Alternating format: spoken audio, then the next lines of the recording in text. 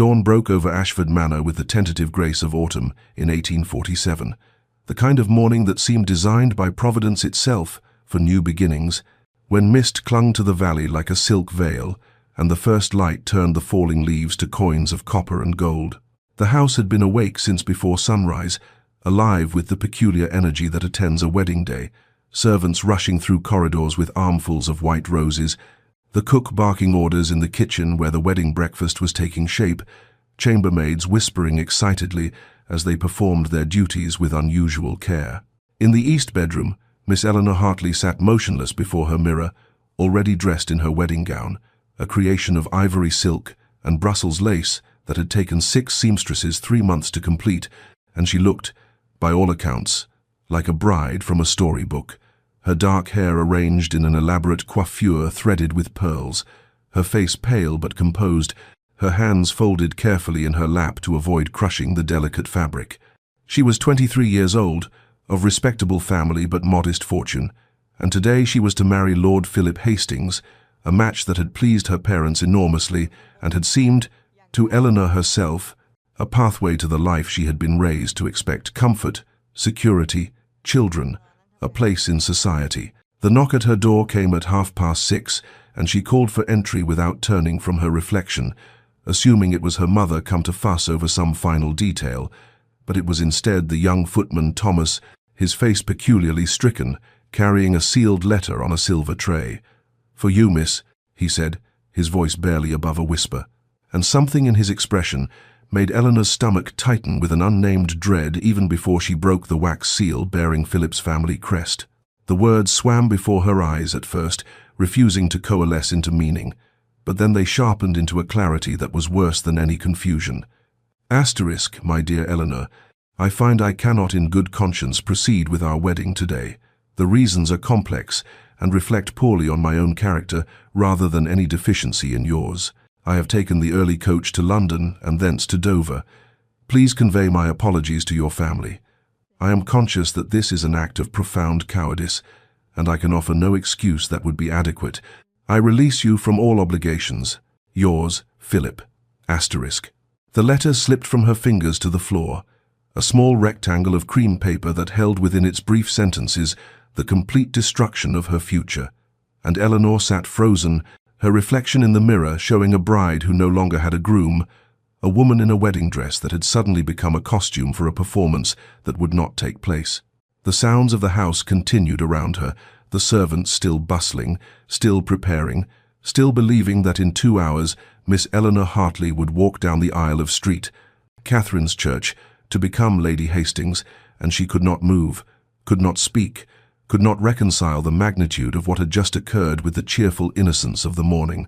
The wedding gown, which had felt that morning like a promise, now felt like a shroud, the weight of the silk suddenly oppressive against her skin, and she thought with a strange detachment that this was what death must feel like, this sense of the world continuing while one's own existence had fundamentally ended. Her mother's scream, when she entered the room moments later and saw her daughter's face, saw the letter on the floor, seemed to come from very far away, and Eleanor watched as though from a great distance as Mrs. Hartley snatched up the paper, read it with increasing horror, and then turned to her daughter with an expression that contained equal parts shock, fury, and something that looked terribly like accusation, as though Eleanor herself might somehow be responsible for this catastrophe that had befallen them all. Mrs. Hartley's panic, once she had absorbed the full meaning of Philip's letter, manifested not as maternal comfort, but as a kind of frantic calculation, her mind racing through the implications, even as Eleanor sat motionless in her wedding gown,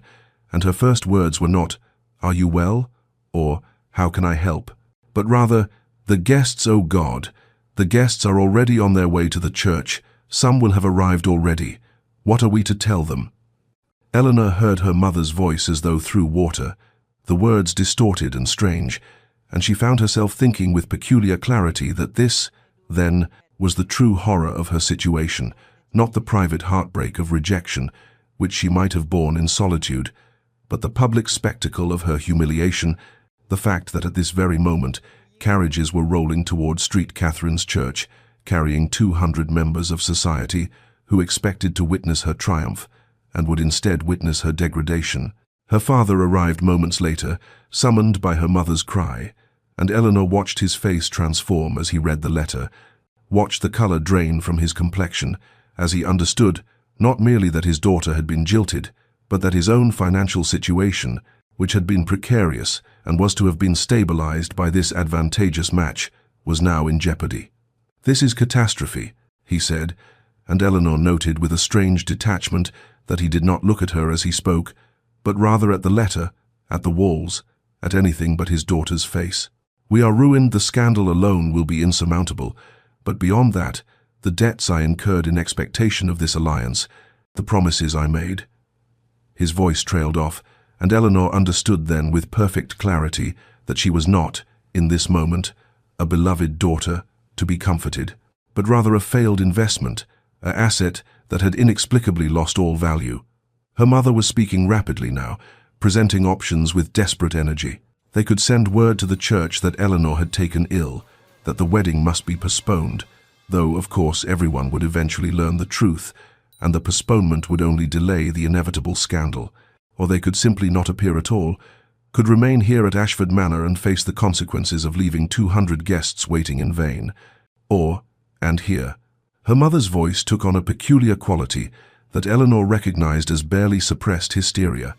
Eleanor could go to the church and face them all, could stand before the congregation and explain with whatever dignity she could muster that there would be no wedding, that Lord Hastings had withdrawn his suit. The numbness that had gripped Eleanor since reading Philip's letter began to crack, giving way to something more painful, a deep, burning humiliation that suffused her entire body, a shame so profound it was almost physical. She thought of her limited options as an unmarried woman of 23 with a modest dowry, and now a scandal attached to her name. She would likely never receive another offer of marriage, would become that pitiable creature, a spinster living on the charity of relatives, forever marked as the woman who had been rejected at the altar. Yet even as these bleak realities pressed upon her, something else stirred within Eleanor, a stubborn pride perhaps,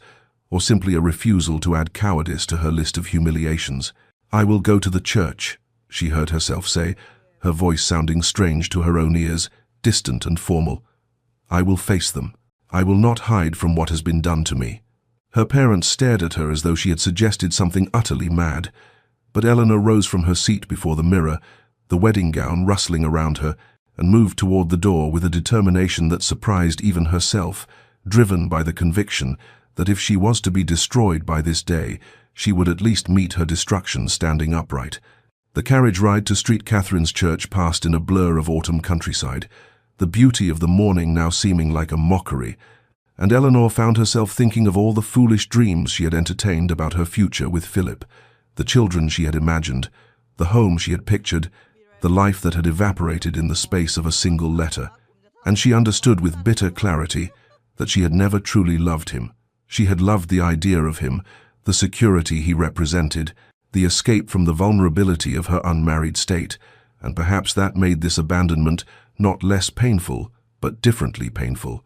tinged with the recognition of her own self-deception. As the carriage pulled up before the church, Eleanor could see through the window that the congregation had indeed assembled, that the building was full of witnesses to her shame, and she took a long, steadying breath, preparing herself to walk into that space and face the ruin of everything she had been taught to value, every hope she had been raised to cherish, and she stepped down from the carriage with her head held high, moving toward the church doors, like a condemned woman walking toward her execution with the only dignity left to her, the dignity of facing her fate without flinching. Eleanor walked down the aisle of St. Catherine's Church alone, her father having refused at the last moment to accompany her, unable to bear the public nature of their humiliation, and so she moved through that sacred space unescorted, the ivory silk of her gown whispering against the stone floor, her steps measured and deliberate despite the trembling in her limbs, and she was aware of every eye upon her, aware of the confused murmuring that rippled through the assembled guests as they noticed the absence of a groom at the altar,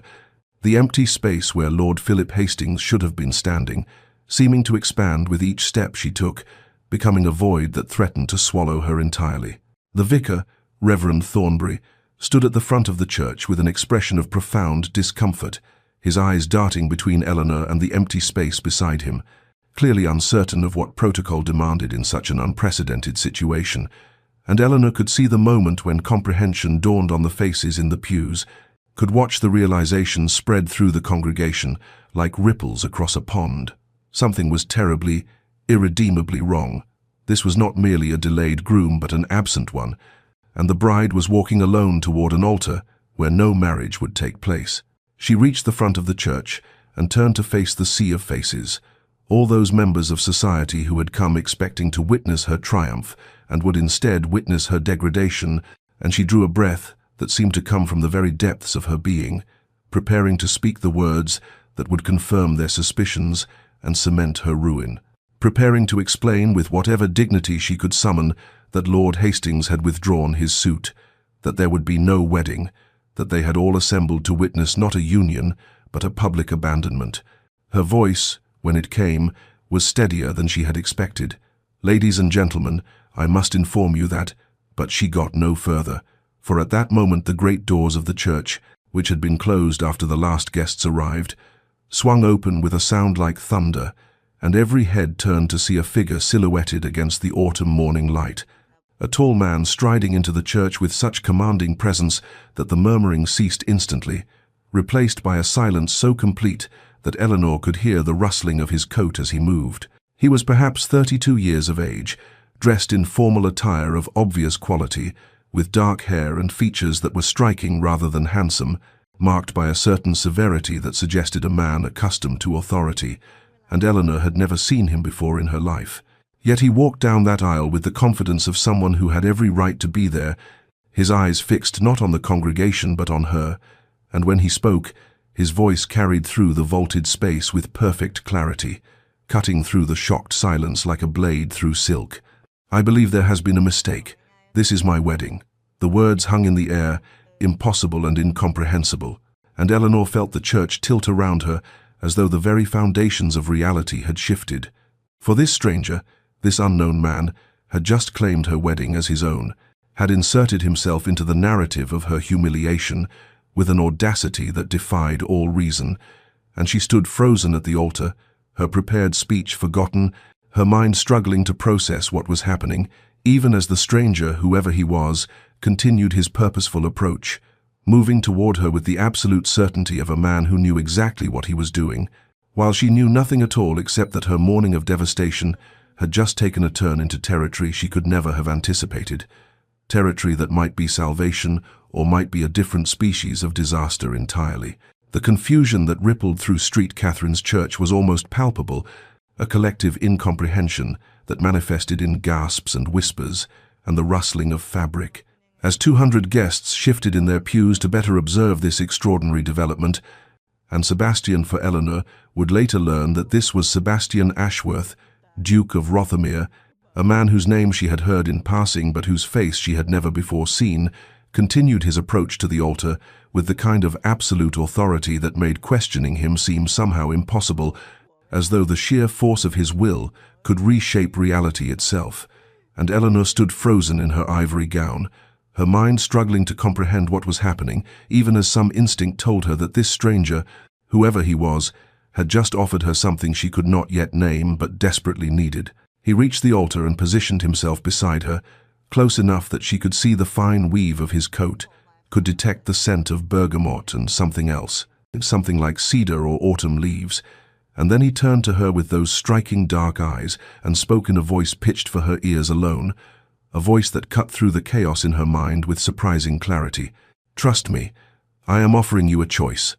The words were simple, but Eleanor heard in them a complexity of meaning that she could not fully pass in that moment. Choice, when she had thought all choices stripped from her, when she had walked into this church believing herself utterly without options, and before she could respond, before she could even formulate the questions that crowded her throat, Sebastian was speaking again, still quietly, his words coming quickly as though he understood they had only seconds before the vicar or someone in the congregation demanded explanation. "I know what Hastings has done. I know he has abandoned you. I can offer you an alternative to ruin, but you must decide now: scandal and social destruction, or marriage to a stranger who swears he will treat you with honor." The impossible nature of the offer, its audacity, its presumption, Its utter incomprehensibility warred in Eleanor's mind with the cold reality of her situation, and she found herself thinking with peculiar clarity that she had already decided once today to face her fate with dignity. And perhaps this was simply another form of that same decision, another instance of choosing action over paralysis, agency over victimhood. Reverend Thornbury had found his voice and was demanding explanation, his confusion transmuting into indignation at this disruption to the sacred proceedings. And Sebastian turned from Eleanor to address both the vicar and the assembled congregation with the kind of commanding presence that came, Eleanor supposed, from a lifetime of being a duke, from never having to question whether one would be obeyed. "I apologize for the confusion, Reverend Thornbury, ladies and gentlemen. There has been a misunderstanding about the arrangements. The prior understanding between the Hartley family and my own predates Lord Hastings's suit, a matter of some delicacy that discretion prevented from becoming public knowledge until circumstances made revelation necessary. It was a lie, transparent to Eleanor but delivered with such confidence, such certainty, and backed by the considerable weight of his title and status, that she could see it taking root in the minds of the guests and could watch them beginning to construct narratives that would make this acceptable, plausible, merely unusual, rather than insane. Sebastian's hand moved to hers, his fingers warm against her cold skin, and he looked at her with an expression that asked a question more profound than words, and Eleanor, standing at the crossroads of devastation and mystery, made her choice, whispered her agreement, in a voice that trembled but did not break, and bound herself to salvation, or perhaps simply to a different species of uncertainty, to this stranger who had walked into her ruin and claimed it as his own. The ceremony proceeded with a surreal quality that made Eleanor feel as though she had stepped outside her own body and was watching events unfold from some distant vantage point, observing this strange wedding between a woman who looked like her and a man she had never before seen. And Reverend Thornbury, recovering from his bewilderment, and perhaps recognizing that to question a duke too aggressively would be imprudent, began the service with a voice that trembled only slightly, reading the familiar words that took on entirely unfamiliar meaning when spoken over two people who were strangers to one another, who had never courted or laughed together or shared the smallest intimacy that should precede such binding vows. Eleanor found herself noticing peculiar details about Sebastian as they stood side by side at the altar, the steadiness of his hands, which did not shake at all despite the audacity of what he was doing, and the clean line of his profile when she glanced sideways at him, the way he stood with absolute stillness, as though he had complete confidence in every choice he had made, and the scent of him that she had noticed earlier, that combination of bergamot and cedar that was surprisingly pleasant, surprisingly calming in the midst of chaos, and she thought distantly that these were strange things to notice about a man to whom she was binding her entire future, her body, her legal existence. Strange that she should be aware of the weave of his coat rather than the enormity of what she was doing. The vows, when they came to them, fell from her lips like words in a foreign language, words whose meaning she understood intellectually but could not quite feel emotionally. And when Sebastian spoke his own vows, his voice was steady and clear, carrying through the church with a conviction that seemed remarkable, given that he was promising to honor and cherish a woman whose Christian name he had learned only minutes before, and Eleanor wondered what manner of man would do this, would walk into a church and claim a stranger's abandoned wedding as his own, would speak vows of lifelong commitment with such apparent sincerity. The ring, when he produced it, was clearly his own family signet, far too large for her finger, and as he slid it onto her hand, holding it in place with his thumb so it would not fall off, their eyes met for a moment, and Eleanor saw something in his expression that she could not quite name determination, certainly, but also something gentler, something that looked almost like understanding or perhaps compassion, and then Reverend Thornbury was pronouncing them man and wife, and the words that should have brought joy brought instead a kind of numb disbelief, and the Reverend's instruction came, that moment dreaded and awaited, "You may kiss the bride." Sebastian's hands came to her shoulders with surprising gentleness, in his touch, careful as though she were something fragile that might shatter, and he leaned down and pressed his lips to hers in a kiss that lasted only seconds, but that seared itself into her awareness. Their first touch, the moment that sealed this incomprehensible union, and it was softer than she had expected, almost tentative, as though he too felt the strangeness of kissing a stranger, of performing intimacy without foundation, and then he was stepping back, offering his arm, and she took it because there was nothing else to do, and they turned to face the congregation together, and Eleanor could hear the whispers beginning even as they stood there, could see the speculation in every face, the gossip already forming that would follow them both for years, and she was aware with peculiar clarity that she had just bound herself irrevocably to an unknown man, that she was no longer Miss Eleanor Hartley, but rather the Duchess of Rothermere, that she was walking back down the aisle of Street, Catherine's church as a married woman, though to what sort of marriage she could not begin to imagine. And when they emerged into the autumn sunlight, there was a carriage waiting his carriage, not her family's, and she understood that her old life had ended entirely, that whatever came next would be utterly unlike anything she had known before. The carriage pulled away from Street Catherine's church with a lurch that seemed to mirror the vertiginous sensation in Eleanor's chest, and she found herself sitting across from her new husband, a phrase that felt absurd, even as her mind formed it, in a silence so profound it seemed to have physical weight,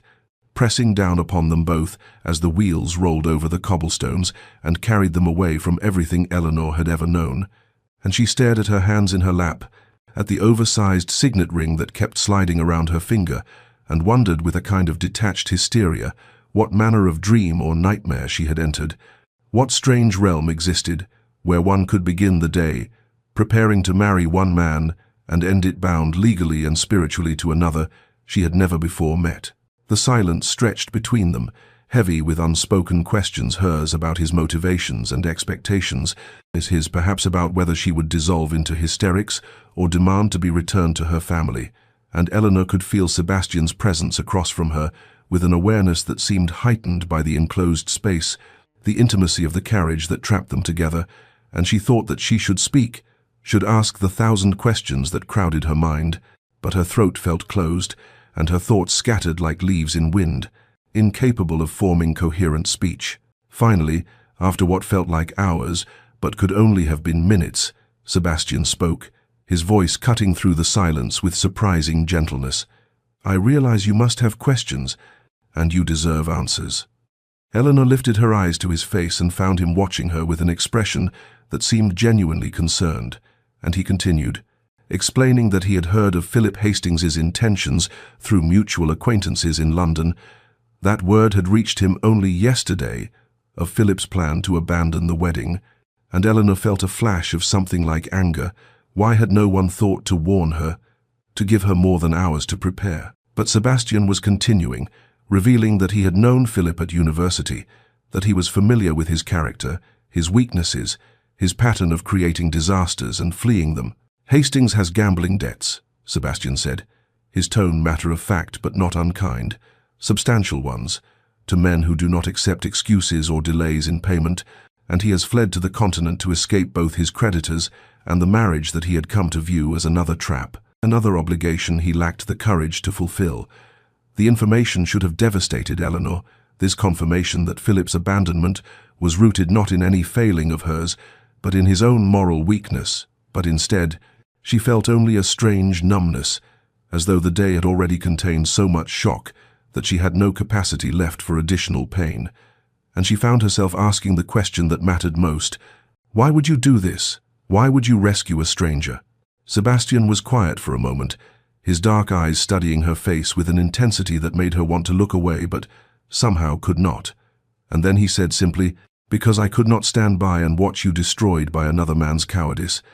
and because I hoped you might prefer an uncertain future with a stranger who swears to treat you honorably to certain ruin in the society that would have blamed you for Hastings's failures." It was not, Eleanor noticed, truly an answer to her question. It explained his actions, but not his motivations, the deeper reason why he would take such an extraordinary step. But before she could press further,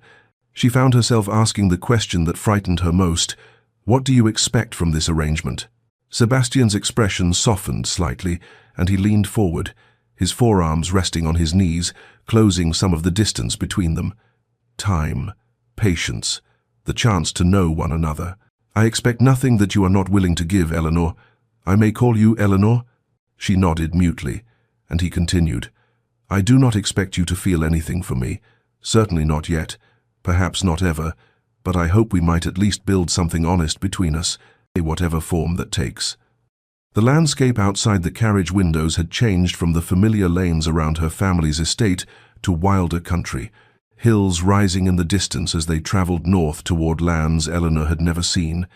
and she watched the autumn colors blur past gold and russet and deep green, and felt exhaustion creeping over her like a tide, the accumulated strain of the day finally catching up with her body, even as her mind continued to race, and despite her best efforts to remain alert, to continue asking questions and seeking answers, her eyes grew heavy and her head nodded forward, and the last thing she was aware of before sleep claimed her was Sebastian's voice, very quiet, instructing the driver to slow their pace so as not to jostle her, and the peculiar comfort of knowing that even unconscious, she was somehow safe.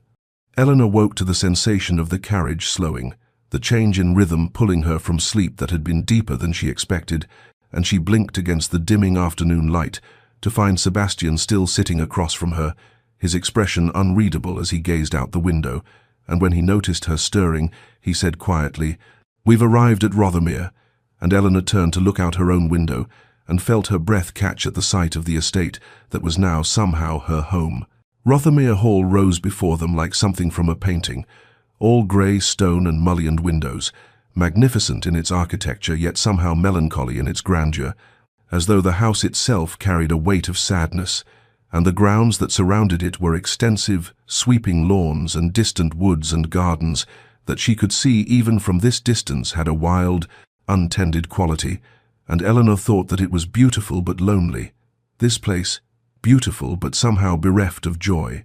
and she wondered what sort of life awaited her within those ancient walls. The carriage came to a stop before the main entrance, and Sebastian descended first, then turned to offer his hand to help her down, and Eleanor took it, feeling the strength in his grip as she stepped onto the gravel drive, and immediately the great doors opened, and staff began to emerge, and Eleanor could see the curiosity and surprise poorly concealed on their faces, for clearly they had not expected their master to return with a bride, certainly not so suddenly, certainly not without warning. At the head of the assembled servants stood a woman of perhaps 50 years, her bearing dignified and her expression kind despite the obvious bewilderment in her eyes,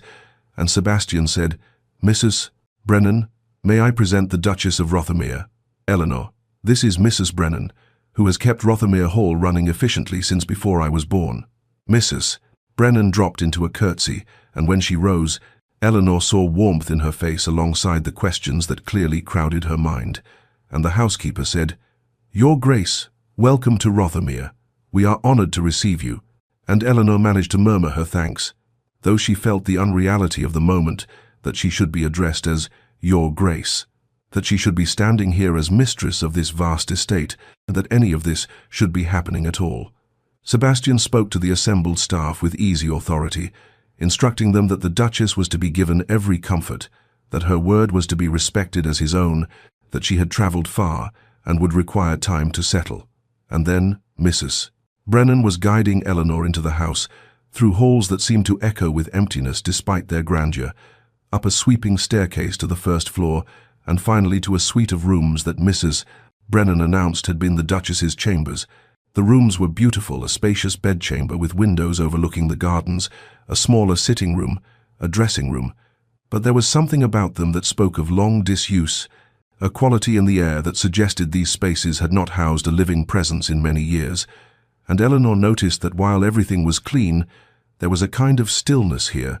as though the rooms themselves had been holding their breath, waiting. Mrs. Brennan explained that Agnes, one of the younger maids, would serve as her lady's maid until such time as Eleanor wished to hire someone more experienced, and almost immediately a girl of perhaps 18 appeared, bright-eyed and clearly excited by the sudden drama that had entered the household, and Eleanor thanked Mrs. Brennan, who curtsied and withdrew, leaving Eleanor with Agnes, who chattered nervously about how honoured she was to serve the new Duchess, how unexpected this all was, how romantic, and Eleanor stood in the centre of the Duchess's bedchamber, still wearing the wedding gown that had been meant for a different marriage entirely, and felt the full weight of the day finally crashing down upon her, the morning's devastation, the humiliation at the altar, the incomprehensible rescue, the vows to a stranger, the journey to this unknown place. And suddenly she could not bear Agnes's cheerful talking, could not bear anything, and she said with as much gentleness as she could manage that she wished to be alone, and Agnes, perhaps sensing something in her tone, curtsied quickly and disappeared, and Eleanor was finally by herself, and the tears that she had held back through all the long, impossible hours finally came, and she sank onto the edge of the great bed and wept into her hands, for everything she had lost and everything she had gained, and the terrifying uncertainty of everything that lay ahead. Eleanor remained in her chambers until Agnes returned perhaps an hour later, with a tentative knock and the information that His Grace requested the honor of the Duchess's presence at dinner, and the phrasing so formal, so careful, struck Eleanor as almost absurd given that they were married, that he had every right to demand her presence rather than request it, and yet she found herself grateful for his consideration, even as she dreaded the prospect of sitting across from this stranger and attempting conversation after the overwhelming events of the day. Agnes helped her out of the wedding gown, unlacing the dozens of tiny buttons with gentle efficiency, and produced a dinner dress that Mrs. Brennan had found among the late Duchess's clothing, stored away in trunks for decades, and though the style was somewhat outdated, it fit Eleanor well enough once Agnes made a few quick adjustments, and Eleanor caught sight of herself in the looking-glass and saw a woman she barely recognized. Her eyes red from weeping, but her chin lifted with a determination she did not entirely feel, and she thought that she must find some way to navigate this impossible situation, must discover what manner of life awaited her in this vast and melancholy house. The dining room, when Agnes led her to it, proved to be exactly as overwhelming as Eleanor had feared, a cavernous space with a table that could easily seat 30, the walls hung with portraits of long-dead Ashworths who gazed down with stern expressions, and the whole chamber seemed designed to make two people feel absurdly small and isolated, and Eleanor saw Sebastian already standing near the head of the table, and he had changed from his wedding attire into evening clothes, and something in his bearing seemed less assured than it had been at the church, as though he too felt the strangeness of their situation now that the dramatic rescue was complete and they were left to face the reality of what they had done. He pulled out a chair for her, not at the far end of the table but near enough that conversation would be possible without shouting, and Eleanor sat with as much grace as she could summon, and a footman appeared to serve the first course, and silence stretched between them, awkward and heavy, until Sebastian finally said, "I hope the Duchess's chambers are comfortable. If there is anything you require, you need only ask Mrs. Brennan, or tell me directly." Eleanor assured him the rooms were beautiful, though she did not mention how they had felt haunted by absence, and Sebastian nodded and attempted another topic, asking about her interests, whether she enjoyed reading or music or riding, and Eleanor answered carefully, still uncertain of his motivations, still guarded despite his kindness, and she could feel herself performing a role, the Duchess, the grateful rescued bride, rather than speaking as herself, whoever that self might be in this transformed existence. It was Sebastian who finally broke through the careful formality by setting down his fork and saying quietly, "You must think me mad or presumptuously arrogant to have done what I did today." And Eleanor met his eyes and saw something vulnerable there, something that did not match the commanding figure who had strode into street Catherine's with such authority, and he continued, "My mother died when I was 12 years old. My father followed her 2 years ago. This house has been lonely for longer than I care to admit, and I—" But he stopped himself, as though having revealed too much already, and Eleanor found herself saying, before she could reconsider, "I understand loneliness, Your Grace, perhaps better now than ever before." Something shifted in Sebastian's expression, a softening, a recognition, and he said, "Sebastian, please, we are married, after all, however strangely that came to pass." The use of his Christian name felt intimate and frightening, another step into this new reality, but Eleanor nodded, and Sebastian continued, promising that she could write to her family as often as she wished, that he would not isolate her from those she loved.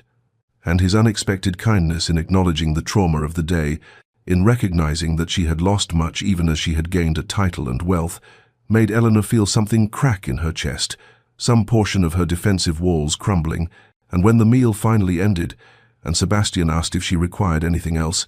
Eleanor found herself saying only that she needed rest. exhaustion beyond measure finally claiming her, and he escorted her back to the Duchess's chambers himself and bid her good night with a bow that seemed almost sorrowful. And Eleanor closed the door between them and leaned against it and wondered what strange country she had entered and whether she would ever find her way to understanding it. The weeks that followed Eleanor's arrival at Rothermere Hall passed in a strange suspension between her old life and whatever her new existence would become, days blurring into one another with a quality that felt both dreamlike and unnervingly real. And she found herself establishing routines as a way to anchor herself in this unfamiliar world, waking each morning in the Duchess's chambers that still felt like borrowed spaces, taking breakfast in the small morning room rather than the cavernous dining hall, and then beginning her exploration of the estate that was now somehow her home. The library became her refuge, as libraries had always been. A vast room on the second floor with floor-to-ceiling shelves and windows that overlooked the untamed gardens, and Eleanor spent hours there, reading or simply sitting in the window seat, watching the autumn deepen across the grounds, the leaves turning from gold to russet to brown, and it was a room where she felt she could breathe, could exist without the weight of her new title pressing down upon her. Sebastian maintained a respectful distance that Eleanor recognized as considerate, even as it reinforced the strangeness between them. They still occupied separate chambers. He made no demands upon her. Their interactions consisted primarily of passing each other in hallways with polite nods, and the occasional dinner together where conversation remained carefully neutral, in discussing the weather or the estate or books, but never venturing into more dangerous territory. And Eleanor found herself observing him when she thought he would not notice, watching the way he spoke to the servants with genuine kindness rather than aristocratic dismissiveness, seeing him ride out alone across the estate in the mornings, his figure solitary against the grey autumn skies, and she sensed in him the same loneliness she carried, though his had clearly existed far longer than her own. Letters arrived from her mother with regularity, missives that expressed relief that Eleanor had not been ruined, confusion about how the Duke of Rothermere had come to be involved, anxious questions about whether Eleanor was well, whether she was being treated properly, and underlying all of it was a bewilderment that mirrored Eleanor's own, that her life should have transformed so completely in a single morning, that she should now be a duchess living in a grand estate rather than the wife of Lord Philip Hastings, living a more modest existence. The servants, Eleanor learned from Agnes's cheerful gossip, were intensely curious about the hasty marriage, and speculation had apparently reached the village as well, theories ranging from secret, long-standing romance to more scandalous suggestions. But Eleanor found she could not muster much concern for what others thought, for she was still trying to understand what had happened herself, still trying to comprehend why Sebastian had done what he did. It was on a rainy afternoon in late October, when Eleanor was curled in the library window seat with a volume of Wordsworth, that Sebastian entered unexpectedly, and she looked up to find him standing in the doorway, and for a moment neither spoke, and then he said quietly, "I hope I'm not intruding. I often come here in the afternoons," and Eleanor assured him he was not intruding, that this was his home after all, and something in her phrasing made him smile slightly, sadly, and he said, "It is your home too now, Eleanor," and moved to the shelves to select a book, and then, rather than leaving, he settled in one of the leather chairs near the fireplace, and they remained there together in comfortable silence, both reading, the rain pattering against the windows, and when Eleanor came across a particular passage she loved, she read it aloud without thinking, and Sebastian looked up and completed the verse from memory, and their eyes met across the room, and Eleanor felt something shift, some small crack in the wall between them, and they began to talk, truly talk for the first time, about poetry and literature and the way certain words could capture what the heart felt. And the afternoon slipped away, and when Eleanor finally returned to her chambers for dinner preparations, she realized she had not thought of Philip, or the ruined wedding, or her old life once in all those hours, and the ice that had formed around her heart on that terrible morning had begun, just slightly, to thaw. Autumn deepened across the Rothermere estate, as October gave way to early November, the landscape transforming into shades of amber and rust and brown, and Eleanor found herself drawn increasingly to the gardens that sprawled behind the great house, wild and neglected, yet possessing a melancholic beauty in their decay, overgrown paths winding between beds, where roses had gone feral and hedges had lost their careful shapes. And it was during one of these solitary walks, the air crisp and smelling of dried leaves and approaching winter, that Sebastian appeared quite unexpectedly at her side, and she startled slightly, for she had not heard his approach, and he said quietly, "Forgive me, I did not mean to intrude upon your solitude. I saw you from the window, and thought perhaps you might like a guide to the grounds, though I confess they are not what they once were." Eleanor assured him she would welcome the company, and they began to walk together along the overgrown paths. And Sebastian pointed out various features: a fountain long dry, a pavilion where ivy had claimed the pillars, a rose garden that his mother had particularly loved, and Eleanor sensed a deep sadness in the way he spoke of these places, as though each neglected corner represented not merely horticultural failure, but some deeper abandonment. And finally she asked gently, "These gardens are beautiful even in their wildness, but they must have been magnificent once. Why have they not been maintained?" Sebastian stopped walking, his gaze fixed on a tangle of climbing roses that had overwhelmed their trellis, and when he spoke, his voice carried a weight of old grief. "My mother designed every aspect of these gardens. She spent years planning them, planting them, tending them. After she died, my father could not bear to see them. He said it hurt too much, reminded him too acutely of what he had lost. And I was only a boy, and by the time I was old enough to understand, the neglect had become somehow fitting, as though maintaining them would betray the loss we felt, and the estate's heart had broken along with ours." Eleanor felt something shift in her understanding of the man beside her, seeing in his confession the roots of the loneliness she had sensed in him, and she said softly, "Grief can make us abandon what we love most, for fear that tending to it will somehow diminish the memory." And Sebastian looked at her with an expression of such recognition that Eleanor knew he understood she was speaking of more than gardens, and their conversation deepened, moving from his loss to hers, and Eleanor found herself speaking of the humiliation of Philip's abandonment, the way it had made her question her own worth, her own capacity to be loved, and Sebastian listened with an attention that felt like its own form of healing. And then Eleanor asked the question that had haunted her since that extraordinary morning at Street. "Catherine's, why did you truly marry me? A stranger facing ruin, what could have possessed you to bind yourself to such a situation?" Sebastian was quiet for a long moment, and when he answered, his voice was raw with honesty. "Because I saw myself in you, standing there alone at a moment when everything should have been beginning. 7 years ago I was engaged to be married to a woman I believed loved me, but 3 weeks before our wedding she broke the engagement to accept an offer from a wealthier man,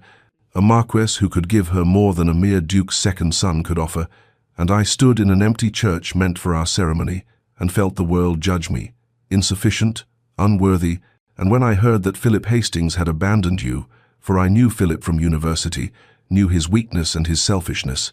I thought of that moment, of how I had wished someone had offered me an alternative to the pitying stares and the whispered gossip, and I walked into that church and offered you what no one had offered me, a choice, a different path, a way forward that was not merely survival but perhaps, eventually, something more."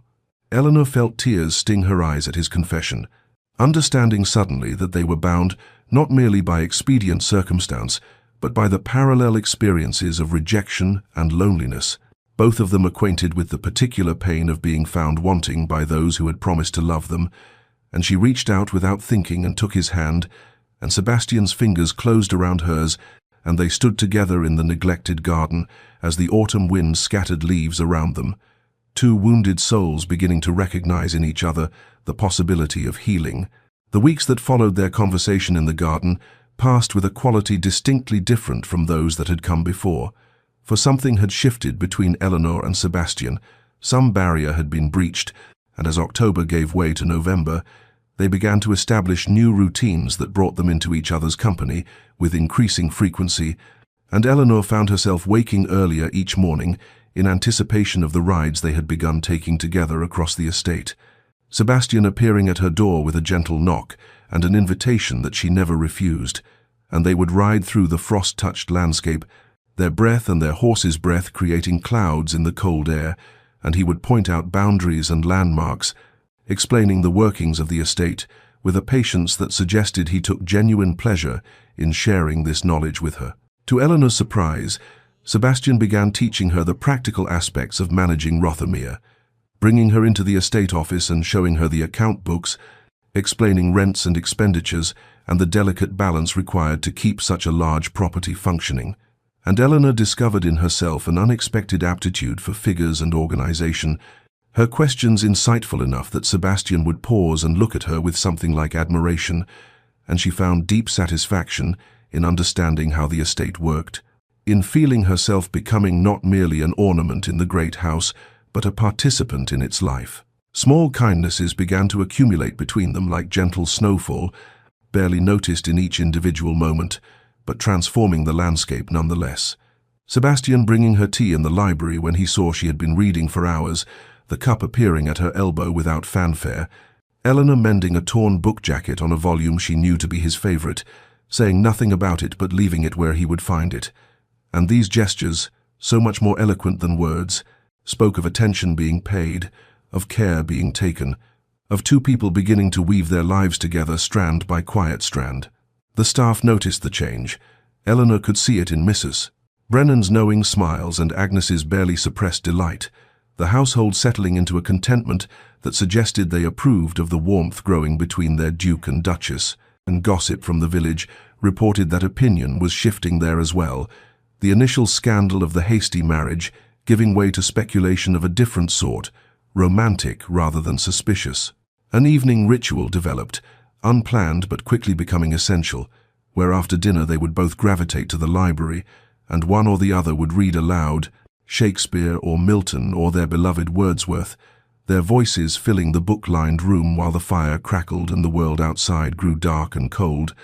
And Eleanor found herself listening not only to the words but to the sound of Sebastian's voice,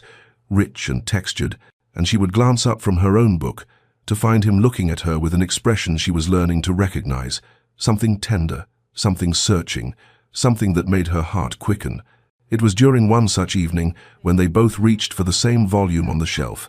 their hands meeting in that shared space, that Eleanor felt it most acutely, the electricity that ran between them, unacknowledged but undeniable, and they both froze, neither pulling away, and for a long moment they simply stood there, hands touching, eyes meeting.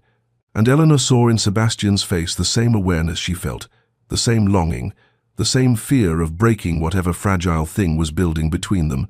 and when they finally did step back, murmuring apologies, they retreated to their separate chambers, more unsettled than they had been in weeks, and Eleanor lay awake in her vast bed, thinking of Sebastian in his chambers down the hall, and missing him even though he was only walls away, and wondering how much longer they could maintain this careful distance when everything in her was beginning to reach toward him, like those garden plants reaching toward light after a long darkness. November brought with it the kind of storms that swept in from the north with fierce determination, and on the third night of one such tempest, Eleanor was startled awake in her vast chambers by a crack of thunder so violent it seemed to shake the very foundations of Rothermere Hall, and she sat up in bed, with her heart racing, and transported instantly back to childhood, to the night when she was 7 years old, and lightning had struck the old oak near Ashford Manor, and the tree had exploded in flames, and she had watched from her window in terror as the fire consumed the ancient branches, certain the world itself was ending. And though she was now a grown woman of 23, and storm still carried that primal fear, that sense of nature's terrible power and her own smallness before it, and she tried to calm herself, breathing slowly, reasoning that she was safe within these solid walls. But the thunder came again and again, each crash seeming louder than the last, and the lightning illuminated her chambers in stark flashes that threw shadows leaping across the walls, and she found her hands were trembling, and her breath was coming too quickly, and she rose from bed and wrapped herself in her dressing gown, pacing to the window where she could see the storm raging across the estate, trees bending before the wind, rain lashing the glass in sheets, and she was standing there, trying to master her fear, when she heard a soft knock at her door, so quiet she almost mistook it for the storm, and she called out, "Yes?" and the door opened to reveal Sebastian, also in his dressing gown, a candle in his hand, and he said gently, "Forgive the intrusion, Eleanor. I remembered that you flinched when thunder sounded in the distance several days ago, and I thought I wondered if the storm might be disturbing you." And Eleanor felt something break open in her chest at this admission, at the realization that he had noticed such a small detail and remembered it, and had come to check on her welfare, despite the impropriety of appearing at her chambers in the night. And she said honestly, her voice not quite steady, "I have feared storms since I was a child. It is foolish, I know, but I cannot seem to master it." And Sebastian shook his head and said, "It is not foolish to fear what once frightened us. Would you permit me to stay until the storm passes? Only for company, nothing more, but I thought you might prefer not to be alone." And Eleanor, grateful beyond words, accepted his offer, and they sat together in her sitting room, the connecting door to her bedchamber left properly open, and they talked as the storm raged outside, their conversation ranging across subjects both deep and light, childhood memories and present dreams, disappointments they had weathered and hopes they still harbored. And Sebastian told her about the winter his mother had died, how the snow had fallen for days afterward, as though the sky itself was mourning, and Eleanor spoke of her fear after Philip's abandonment, that she would never be valued, never be chosen, never be enough. And Sebastian said quietly, fiercely, "You are more than enough, Eleanor. You are remarkable." And the words settled into her heart, like warmth spreading through cold rooms, and the storm outside seemed to mirror the turbulence of feelings growing between them, wild and powerful and impossible to contain. And when dawn finally broke, soft and grey through the dissipating clouds, they both realized they had talked through the entire night, and the storm had passed without Eleanor noticing its end. And when Sebastian rose to leave, their eyes met and held, and Eleanor knew that something fundamental had shifted between them, some final barrier had dissolved, and she was no longer simply living in his house but dwelling in his heart, as he had begun to dwell in hers. The following week brought Eleanor's first official visit to the village as Duchess of Rothermere, and she descended the great stone steps of the hall with a mixture of nervousness and anticipation, for she had seen the village only from the carriage window during her arrival, and now Sebastian had invited her to accompany him on his regular calls to the tenants, and as their carriage rolled down the tree-lined drive and through the gates onto the road that led to the cluster of cottages and shops that comprised the village, Eleanor felt the weight of her new position settling upon her shoulders, understanding that these people would be looking to her not merely as Sebastian's wife but as their duchess, a figure of authority and benevolence whose character would be scrutinized and judged, and she straightened her spine and lifted her chin, determined to meet their expectations with grace. The village was larger than she had imagined, a proper community with a church and an inn, and various shops arranged around a common green, and as their carriage came to a stop, Eleanor noticed faces appearing in windows and doorways, curiosity evident in every expression, and Sebastian helped her down with a steadying hand, murmuring, "They will love you as they should," and Eleanor caught the slip in his words, the thing he had almost said, and her heart quickened even as she focused on the present moment.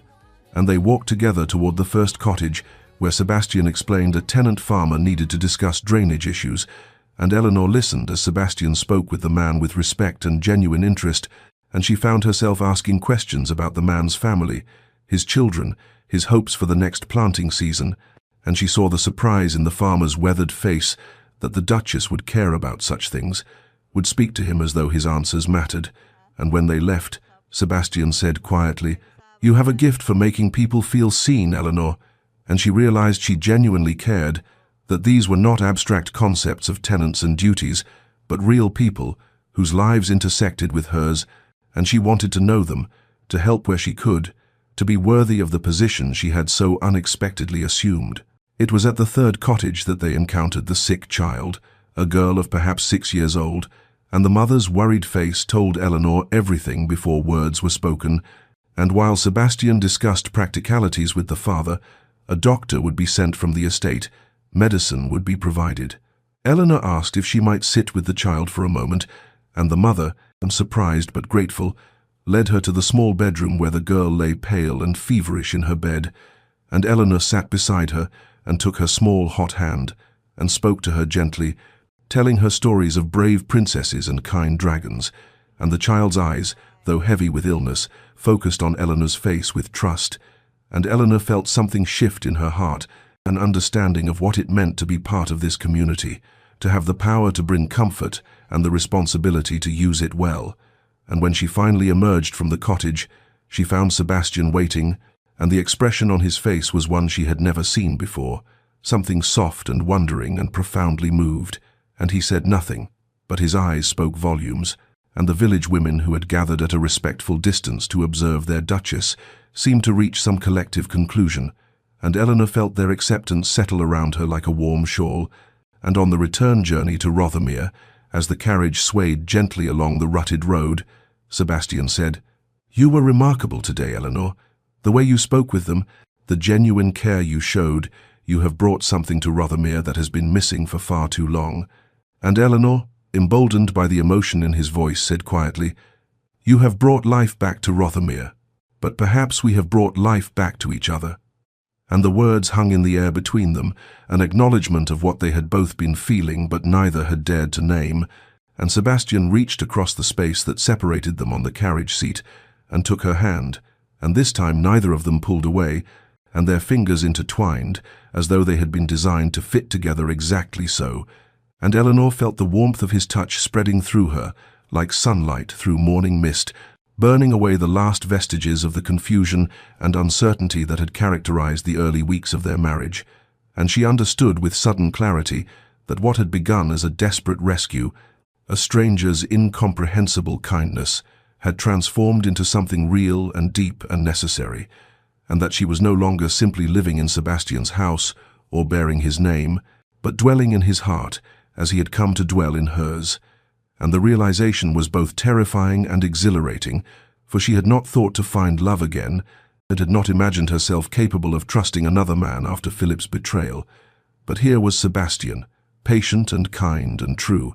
and here was her own heart, opening despite her caution, reaching toward him like those neglected garden plants reaching toward light,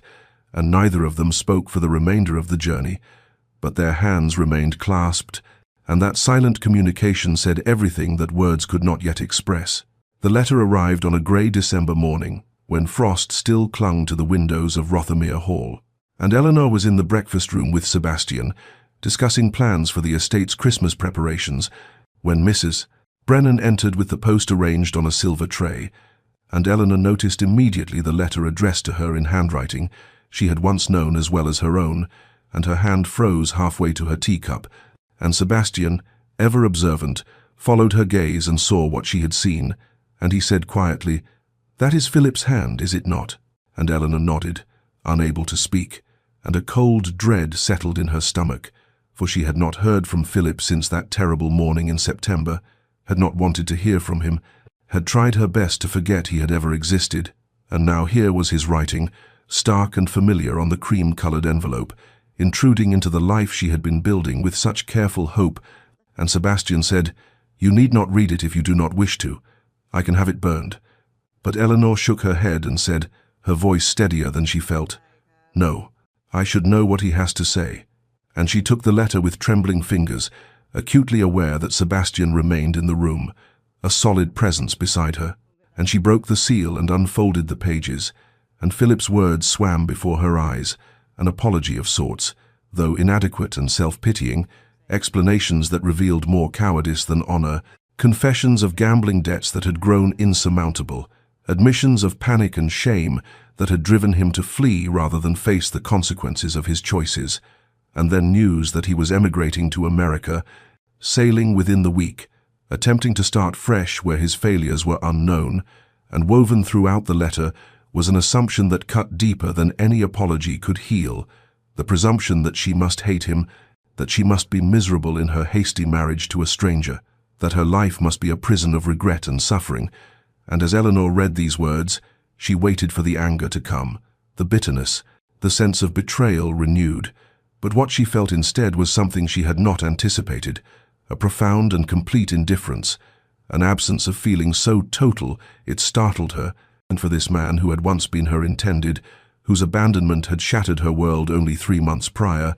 now seemed to her a character from someone else's story, distant and inconsequential, and she realized with a clarity that stole her breath that she did not miss him, had not missed him for weeks now, perhaps had never truly loved him at all. For what she had felt for Philip was nothing, a pale, thin shadow compared to what was growing in her heart for Sebastian, this man who sat beside her now, patient and concerned, whose presence had become as necessary to her as breathing. And she set down the letter with steady hands and looked at Sebastian and saw in his eyes both worry and something deeper, a fear of what Philip's words might have awakened in her. And she read aloud the relevant portions, the apology, the explanations, the news of his departure, her voice calm and measured. And when she finished, Sebastian was quiet for a long moment before asking, his voice carefully neutral, "Do you regret it, Eleanor? Our marriage? If you could undo what happened that day, if Philip had not fled, would you wish it otherwise?" And Eleanor felt the weight of the question, understood that her answer would determine everything that came after, and she said with absolute honesty, meeting his eyes so he could see the truth of her words, "Not anymore, not for some time now. If I am being truthful, Sebastian, I think perhaps that morning was not the disaster I believed it to be, but rather a deliverance. For if Philip had not abandoned me, I would have married him, and I would never have known." And she stopped, uncertain how to articulate what she had only just begun to acknowledge to herself. But Sebastian leaned forward, his hand covering hers on the table, and he said, "Never have known what?" And Eleanor took a breath and said, "Never have known what it felt like to be truly seen, to be chosen not for convenience or connections but for myself, to find a partnership built on respect and understanding, to feel," and again she hesitated, and Sebastian finished gently, "to feel that you are exactly where you belong." And Eleanor nodded, tears gathering in her eyes, and she said, "Yes, exactly that." And Sebastian's grip on her hand tightened, and he said, his voice rough with emotion, "Then we are in agreement, for I feel precisely the same, and I cannot regret the circumstances that brought you to me, however painful they were, for they led to this moment, and to every moment we have shared since, and to whatever moments lie ahead." And Eleanor understood that they were acknowledging what had been building between them for weeks, giving voice to the transformation their strange marriage had undergone. And she looked down at Philip's letter, at his assumptions of her misery, and she felt a stirring of something that might have been pity, for he had no idea what he had relinquished, no comprehension of the gift his cowardice had inadvertently given her. And she folded the pages carefully and said, "I wish him well in America. I hope he finds whatever peace he seeks. But he is part of my past now, Sebastian, not my present, and certainly not my future." And the words settled between them like a vow, and Sebastian raised her hand to his lips and kissed her fingers with a tenderness that made her heart ache. And outside the frost was melting from the windows, as weak sunlight broke through the grey clouds, and Eleanor thought that this too was symbolic, this slow warming, this gradual thaw, and she knew with absolute certainty that her life had begun, not on that terrible morning in September when Philip had abandoned her,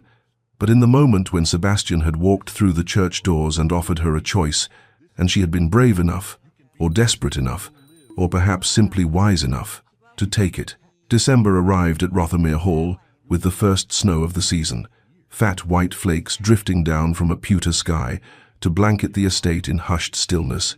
and Eleanor stood at the great window of the drawing room watching the transformation of the landscape, thinking how different this winter would be from what she had imagined months ago, when she had still believed herself destined to be Lady Hastings. For now she was a duchess, and more surprisingly, she was discovering herself to be happy, genuinely and unexpectedly happy.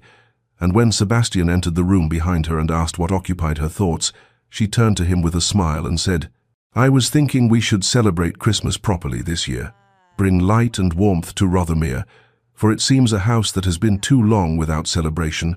And the expression that crossed Sebastian's face was one of such profound gratitude that Eleanor felt her heart contract with tenderness, and he said, "I cannot remember the last Christmas that felt like anything but an endurance to be survived."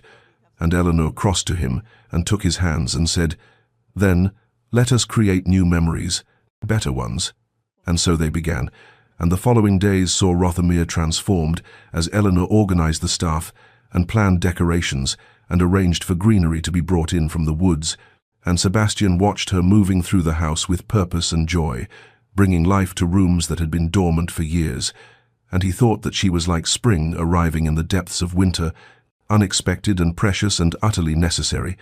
And on the evening of the 23rd, They found themselves alone in the library, and the servants had been decorating earlier, stringing garlands and hanging ornaments, and Eleanor was attempting to place a particularly beautiful glass sphere on a high branch of the small tree that had been brought in, and she stretched up on her toes, and Sebastian moved to help her, and their hands met on the ornament, and it slipped from both their grasps and fell. But Sebastian's other hand shot out and caught it before it could shatter, and they both laughed, breathless with relief, and Eleanor said,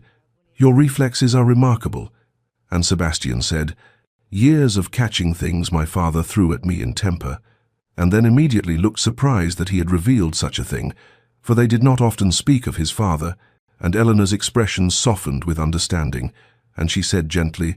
"Then I am glad you learned the skill, even if the lessons were unkind."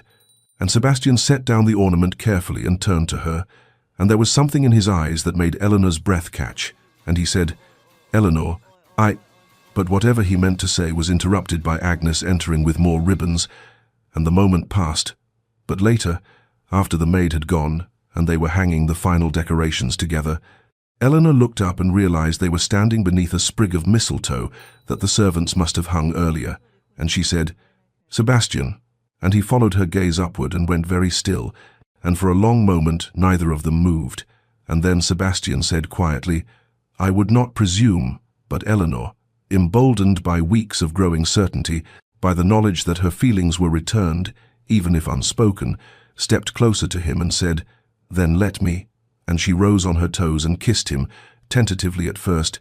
a brush of lips that was almost a question, and Sebastian made a sound low in his throat, and his arms came around her and he deepened the kiss,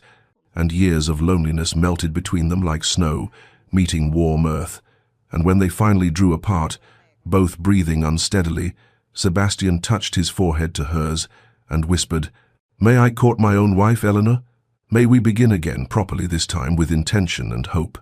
And Eleanor laughed, the sound breaking on something that might have been a sob, and she said, "I thought you would never ask." And Sebastian said, "I have been falling in love with you since the moment you sat beside that sick child in the village. Perhaps before, perhaps since the moment I saw you standing alone at that altar, so brave and so broken," and Eleanor said, tears spilling down her cheeks now, "and I have been falling in love with you slowly, in 1,000 small moments, in every kindness and every conversation, and I did not know it was possible to feel this way, to be so certain of another person." And they stood there in the library, surrounded by Christmas greenery and candlelight, holding each other as though they had finally found harbor after a long and terrible storm, and they both understood that this was the true beginning of their marriage, that everything before had been prologue, and that now, finally, they were ready to build the life they had been circling toward since that impossible day in September. Christmas morning arrived at Rothermere Hall with a crystalline beauty that seemed almost enchanted. The entire estate blanketed in fresh snow that sparkled under a sky of piercing blue, and Eleanor woke in her chambers with a sense of anticipation she had not felt since childhood, for her family was arriving today, her parents and her younger sister Henrietta, and this would be their first meeting with Sebastian as her true husband, rather than the mysterious stranger who had rescued her from ruin, and she was nervous. Eleanor realized as Agnes helped her dress in a gown of deep forest green that Sebastian had commissioned for her. Nervous because she wanted them to see what she had found here. He wanted them to understand that the hasty marriage that had seemed like trading one disaster for another had become something precious beyond measure. And when the Hartley carriage arrived mid-morning, Eleanor was standing in the great entrance hall with Sebastian beside her, his hand warm at the small of her back, and her mother emerged first, taking in the grandeur of Rothermere with wide eyes before turning her attention to Eleanor. And Eleanor saw the questions in her mother's expression, the maternal concern that had filled her letters these past months, and after the formal greetings had been observed and her father had shaken Sebastian's hand with a respect that seemed genuine, her mother drew Eleanor aside under pretense of showing her to the guest chambers, and once they were alone, Mrs. Hartley took her daughter's hands and said, "Tell me truly, Eleanor, are you happy here? Are you well? I have worried so much, imagining you trapped in a marriage of convenience to a man you barely knew." And Eleanor felt tears prick her eyes, but they were tears of joy rather than sorrow, and she said, "Mama, I am happier than I ever imagined possible. I know it must seem strange, given how everything began, but Sebastian he is everything I did not know I needed." And her mother studied her face carefully, seeing something there that made her own expression soften. And she said, "You love him, not a question but a statement." And Eleanor nodded and said, "More than I thought myself capable of loving anyone." And Mrs. Hartley embraced her daughter tightly and whispered, "Then I am glad, so very glad, for I could not bear to think of you suffering." And that evening, as they all gathered for Christmas Eve dinner, Eleanor watched Sebastian charm her family with his quiet intelligence and genuine warmth, saw how he listened attentively to Henrietta's chatter about her season in London, how he drew her father into conversation about estate management, how he ensured her mother was comfortable and well attended, and she felt a fierce pride in him, this man who was hers. And later, when the family had retired to the drawing room, Sebastian said he had gifts to distribute, and he gave to Eleanor's parents a generous purse to settle debts he knew they carried, though he framed it as gratitude for entrusting their daughter to his care. And to Henrietta he gave a string of pearls that had belonged to his mother, and then he turned to Eleanor and said, "Your gift cannot be brought inside, I fear. You must come with me." And he led her, wrapped in her cloak, out into the cold night where snow crunched beneath their feet. And he took her to the gardens, and there in the moonlight Eleanor saw that the neglected beds had been cleared and prepared, stakes driven into the ground to mark new plantings, and Sebastian handed her a roll of papers, and when she unrolled them, she saw they were detailed plans for restoring the gardens, drawn in Sebastian's own hand, and he said, his voice rough with emotion, "I want to build a future here, Eleanor, with you. I want to bring beauty back to this place, to fill it with life and laughter, and I need you to know that you are the center of that future, at the heart of everything I hope to create." And Eleanor could not speak past the tightness in her throat, and instead she reached into her own cloak and withdrew a wrapped package, and Sebastian opened it to find a portrait, his mother's face young and lovely and carefully restored, for Eleanor had found the painting damaged in the attic weeks ago and had secretly sent it to London to be repaired. And when Sebastian saw it, his breath caught, and tears spilled down his cheeks unchecked, and he said, "You have given me back something I thought lost forever." And Eleanor said, "As you have done for me." And that night, when they returned to the hall and climbed the stairs together, they did not part at Eleanor's door, as had become their custom,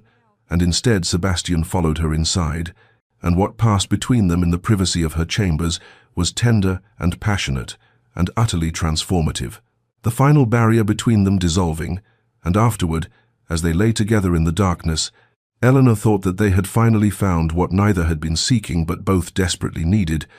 and she knew with absolute certainty that her life had truly begun, not on that terrible September morning, but on this perfect Christmas Eve, in the arms of the man who had become her home. January arrived at Rothermere Hall with a silence so profound it seemed the world had been wrapped in wool, snow piled high against the manor's ancient stones, and ice crystallizing on the window panes in patterns that caught the weak winter light. And within those walls, Eleanor and Sebastian discovered the full depths of what they had begun on Christmas Eve, for the consummation of their marriage had opened floodgates neither had anticipated, and now they moved through their days in a state of profound intimacy that was as much emotional as physical. And Eleanor found herself sharing thoughts she had never spoken aloud, dreams and fears and hopes that had lived only in the private chambers of her heart, and Sebastian in turn revealed himself in ways she suspected he never had with another soul, telling her of his childhood loneliness after his mother's death, of his father's cold disappointment, of the broken engagement that had left him convinced he was unworthy of genuine affection, and Eleanor would hold him when these confessions came and whisper that he was worthy, so deeply worthy, and they would lie together in her chambers, for Sebastian no longer returned to his own rooms at night and talk until dawn grayed the windows. And as February arrived with its bitter winds, they turned their attention to planning for Rothermere's future, sitting together in Sebastian's study with ledgers spread before them, and Eleanor's quick mind grasping the intricacies of estate management with an aptitude that both surprised and delighted her husband. And it was Eleanor who proposed the school, saying one evening as they reviewed the accounts that the tenant children deserved education, that investing in their futures would strengthen the entire community, and Sebastian had looked at her with such pride and said, You have a vision for this place that I never possessed, and I trust your instincts completely." And so they began planning in earnest, though the estate finances were stretched thin after years of Sebastian's father's poor management, and they spent long hours working through possible solutions, and it was ultimately decided that several unused properties in London should be sold, holdings that generated little income but required maintenance, and through all of this, Eleanor felt a sense of purpose blooming within her that she had never experienced in her previous life. For she was not merely a decorative wife but a true partner, and her opinions valued, and her contributions essential, and the village had fully embraced her now. The women greeting her warmly when she visited, and bringing their concerns to her attention.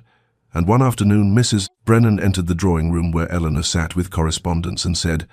unprompted, "Haven't seen His Grace smile in 10 years, Your Grace,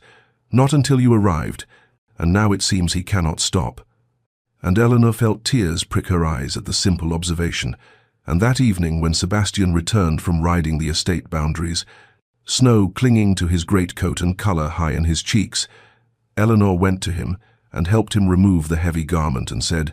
"I have found something here I did not know existed." And Sebastian cupped her face in his still cold hands and asked, "What is that?" And Eleanor said, "A home, not just a house or a position, but a true home, and a purpose beyond mere existence, and a love that makes me want to become better than I am." And Sebastian kissed her then, deeply and thoroughly, and said against her lips, "You have given me the same, and I thank God for every circumstance that brought you to that altar, even the painful ones, for they led us both exactly where we belonged." March arrived at Rothermere Hall with a gentleness that seemed to mirror the transformation within its walls, the harsh grip of winter loosening day by day as the land began its annual resurrection, and Eleanor stood at her chamber window one morning, watching the first brave crocuses push through the softening earth,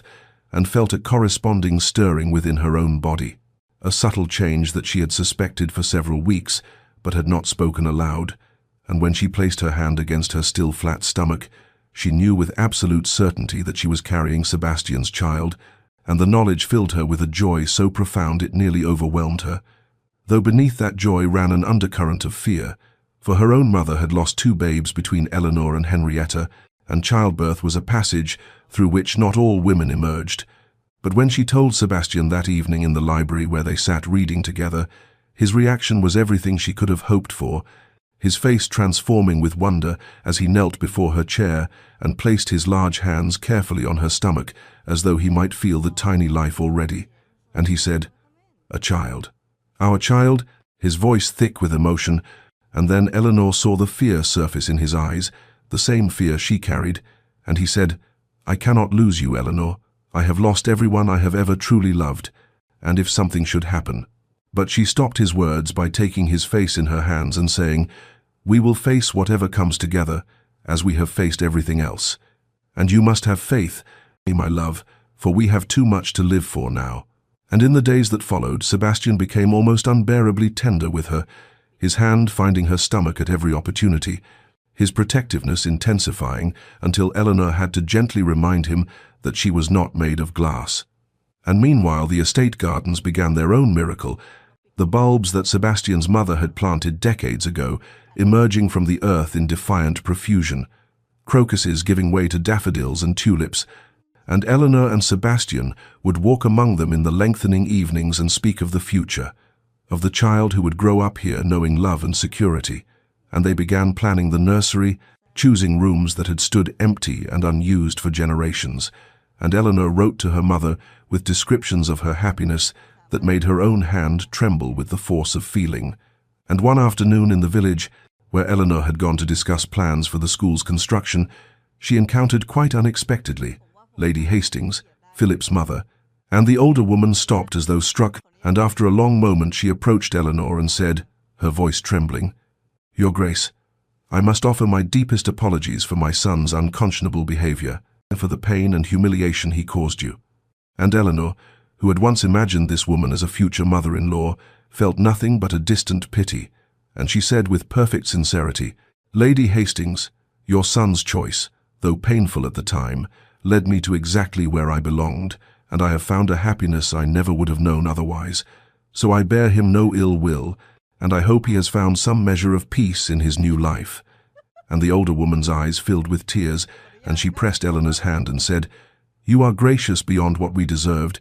and the Duke is fortunate beyond measure." And as Eleanor walked back to Rothermere Hall that afternoon, her hand resting on the place where their child grew, she thought that fortune had indeed smiled upon them both, transforming what had begun in desperation and scandal into something luminous and true. Late spring arrived at Rothermere Hall with all the abundance that the season promised, the gardens now fully alive with Sebastian's mother's bulbs blooming in glorious profusion, and Eleanor moved through those gardens with increasing difficulty as her pregnancy advanced, her body growing heavy with the child she carried, and it was in early May that Dr. Whitmore, summoned for a routine examination, emerged from Eleanor's chambers with an expression that made Sebastian's blood run cold, and the physician spoke carefully of concerns about Eleanor's health, about complications he had observed, about the narrowness of her frame and the size of the child,